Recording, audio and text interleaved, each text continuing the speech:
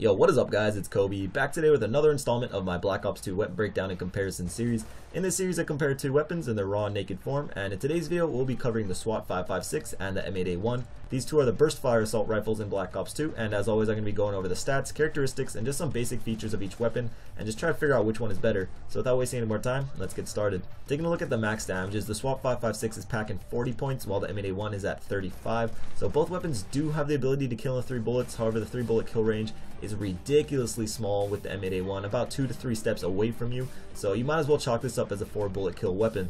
Now taking a look at the long range damage of the SWAT, this is where it gets kind of confusing. After the patch, the SWAT was supposed to take up to 6 shots to kill at long ranges, which means it would have to have at the most 19 points of damage long range.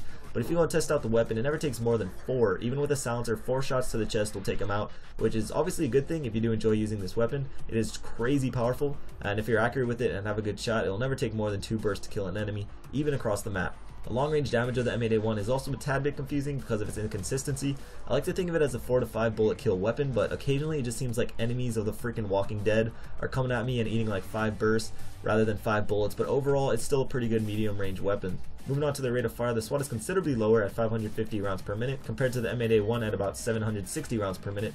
And the difference in RPMs between these two weapons are due to 1, the difference in burst. The M8A1 fires 4 bullet bursts while the SWAT shoots 3, and 2, the burst delay, which is the time between the bursts. If you've used these weapons, I'm sure you notice how the SWAT fires somewhat like the M16s in the past. While it is a lot easier to spam bullets with the M8, sort of like the Chickum, but just not quite as fast. For their magazines, the M8A1 has more bullets per clip, but the SWAT has more bursts per clip. It has 10 bursts in a standard clip and 13 in extended, while the M8A1 has 8 4-round burst clips and 10.5 with extended, which is pretty weird. I'm not sure why they didn't make it full 11 bursts and just left it with 2 extra bullets. I don't know, I thought that was pretty strange. The reload time is also in favor of the SWAT, but just by a little. However, it is worth noting that it is a lot easier to reload cancel with the SWAT, and when done correctly you can lower it down to like a little over a second, which is crazy fast to reload a weapon. For recoil patterns, these really aren't important at all. They're burst fire, so there's basically 0 recoil, and the hip fire spreads are fairly normal. So when it comes down to it, with these weapons, it all comes down to personal ability and personal preference. If you don't have a good shot, I would not recommend either of these weapons,